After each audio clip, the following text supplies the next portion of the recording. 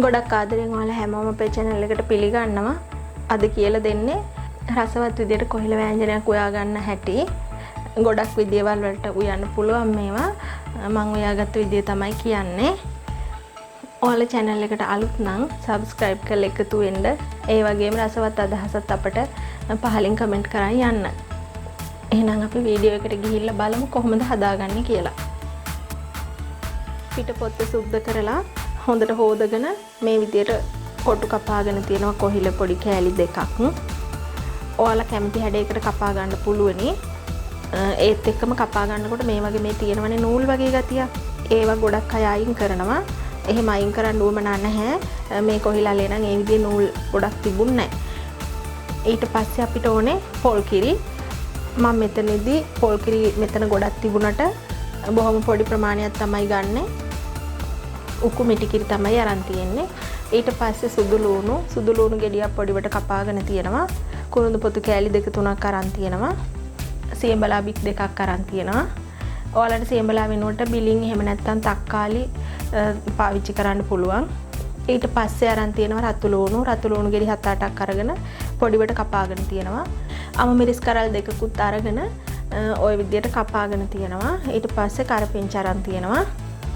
කහ කුඩු, අමු 3-5 කුඩු, උළුහාල්, අබ, මිරිස් කුඩු, ලුණු කුඩු, පොල් තෙල් ඔය ටික තමයි ඕන වෙන්නේ.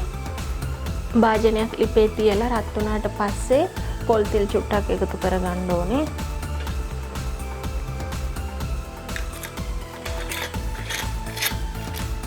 තෙල් ටික රත් වුණාට පස්සේ අපි අබ තේ හැන්දක් විතර මම එකතු කරනවා මේ පොඩි තේ හැන්දකින්. ඊට පස්සේ මේක වහ ගන්නවා ඇඟට විසි වෙන නිසා.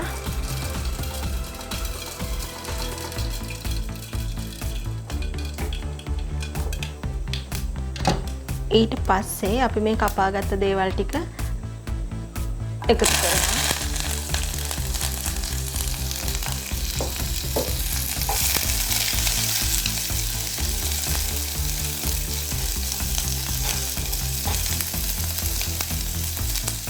පොඩ්ඩක් මැල වෙනකන් ඔය විදිහට තියාගමු.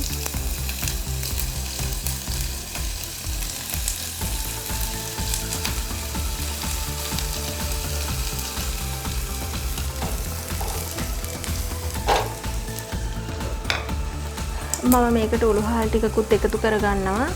මේවා බැදගත් උළුහාල් නෙමෙයි නිසා උළුහාල් ටික චුට්ටක් බැදෙන්න මේ විදිහට දාගන්නවා.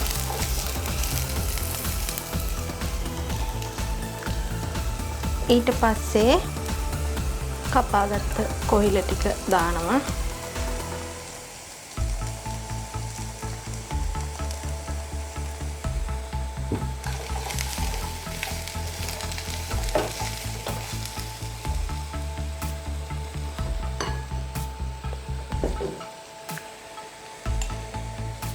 මිරිස් කුඩු තේ හැන්දක් දානවා. අමු 3-5 කුඩු තේ හැඳි භාගයක් විතර දානවා. කහ කුඩු තේ හැඳි භාගයක් විතර එකතු කරා.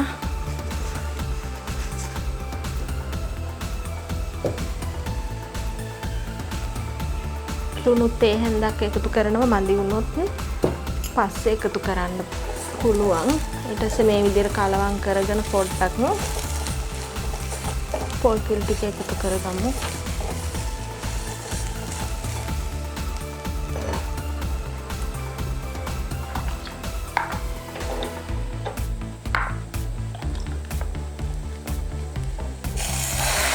පොල් කිරි ගොඩක්ම දාන්නේ නැහැ. මේ විදිහට මම මේ හැන්ඩල් දෙකක් තමයි දැම්මේ.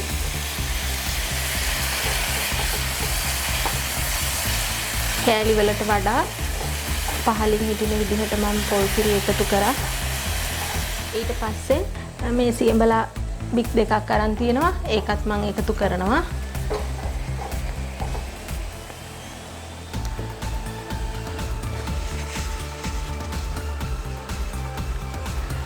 දැන් අපි ලිපේ ගින්දර මධ්‍යම ප්‍රමාණයට තියාගෙන විනාඩි 3ක් විතර වහලා උයාගමු. විනාඩි 3කින් විතර ඇරලා බලමු.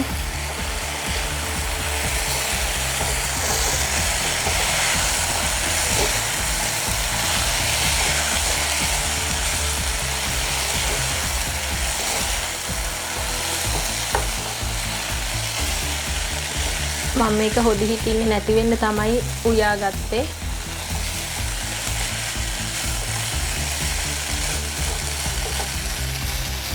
හරි දැන් ඔන්න රසවත් කොහිල වෑංජනයක් අපි හදාගෙන තියෙන්නේ. ලිප ඕෆ් කරගමු. ලුණු මදි නම් ලුණුත් එකතු කරගන්න මේ වෙලාවේදී. එහෙනම් මේ වගේම තවත් අලුත් වීඩියෝ එකකින් ආයෙ හමු වෙමු.